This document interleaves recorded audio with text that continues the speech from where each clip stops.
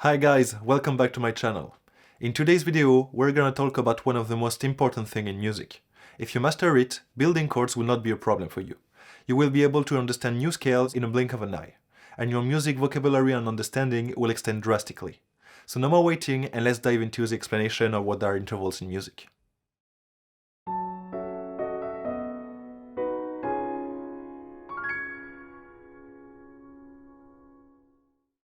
During the first episode, I told you roughly about intervals.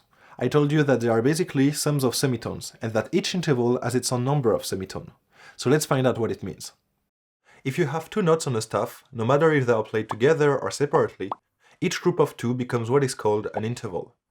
An interval represents the difference in pitch between two notes. It can be harmonic, melodic, ascending or descending, and is defined by its number and its quality.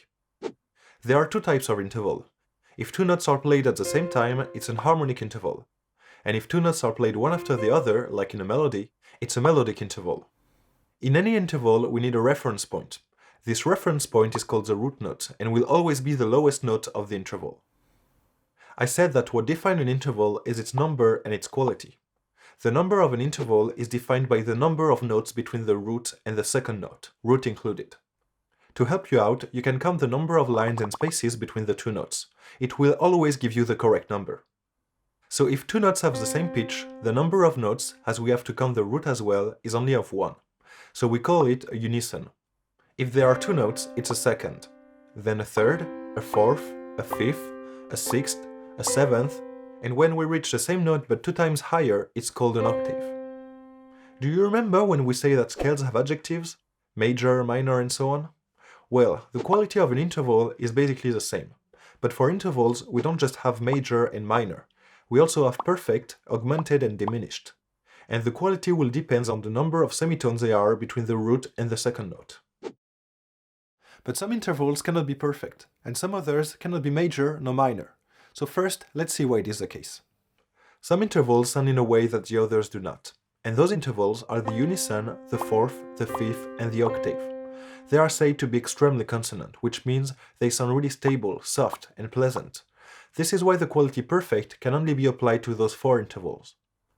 Concerning the other intervals, they can be either major or minor. It will depend on the number of semitones there are apart from the root. For example, if we search for the third of C, we go C, D, and E. Between C and E, there is 4 semitones, which make the third a major third. If there was only 3 semitones, it would have been a minor third. With this example, you should already understand something. If an interval is major and you lower it a semitone, it becomes minor. And therefore, if an interval is minor, raise it a semitone and it will become major. Then, instead of writing down the full number and quality of intervals, we use abbreviations. For numbers, well, we just use numbers. And for the interval's quality, we use letters. A small m means minor, a big M major, and a capital P perfect.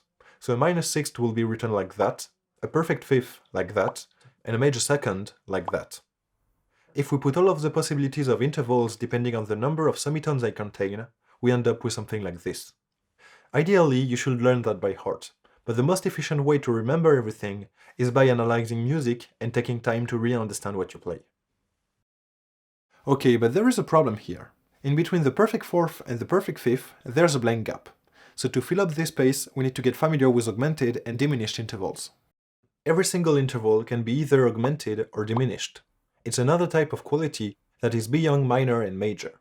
So if you have a minor third with C and E flat, lower the E flat by a semitone and it becomes an E double flat.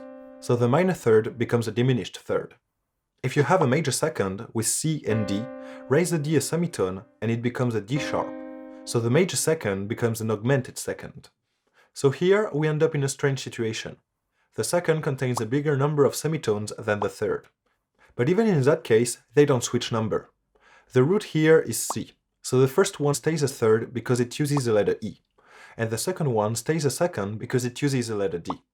The number depends only on the context, not on the number of semitones. It's very important to remember that. Then, the gap between the perfect fourth and the perfect fifth can be both an augmented fourth or a diminished fifth.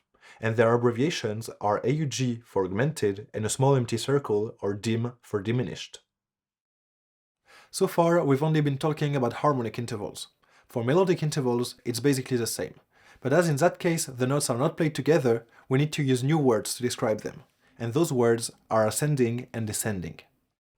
With melodic intervals, the notes come one after the others, so it doesn't work exactly the same way as with harmonic intervals. The root is always the lowest note, so here the root is G.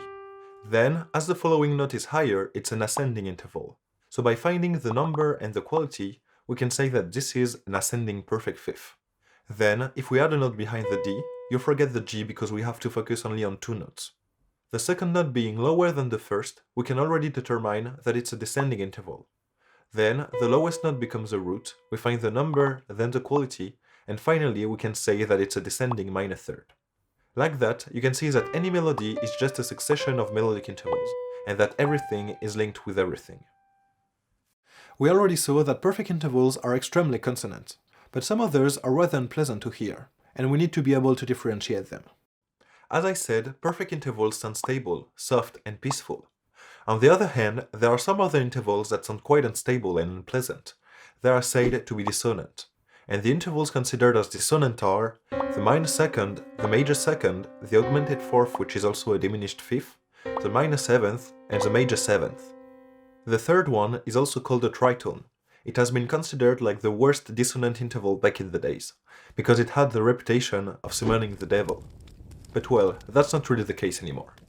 So by logic, if I ask you now what are the consonant intervals, you should answer the major and minor third, and the major and the minor sixth. Something interesting about intervals is that you can manipulate them by doing what we call an inversion. An inversion is basically raising the lowest note one octave higher, therefore the lowest note becomes the highest and the highest becomes the lowest. So the root changes position.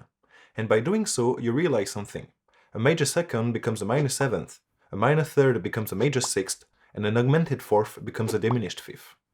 It seems random at first sight, but it's actually not. It will always be the case. And the technique to know what will be the interval's number after the inversion is that you take the number 9 and then subtract it with the interval's number before the inversion. So a sixth becomes a third, a fifth becomes a fourth, a seventh becomes a second, and so on. About the quality, it just becomes the invert. So a diminished interval becomes an augmented one, what is minor becomes major, and perfect intervals stays as perfect as they are. So a minor third becomes a major sixth, a perfect fifth becomes a perfect fourth, and a major seventh becomes a minor second. If we decide to go beyond than just an octave, we obtain new kinds of intervals. We call them compound intervals. But for now, just focus on the regular kind of intervals, and once it will be understood, the compound intervals will just be a piece of cake. That's it for this episode. It's not much information, but you will see that to really wrap your hand around it, it actually takes a lot of time. I hope you guys enjoyed this video, keep on practicing, and if you want more music theory, please subscribe to my channel. It means a lot to me. Like this video and comment if you have any questions, and see you guys in the next episode.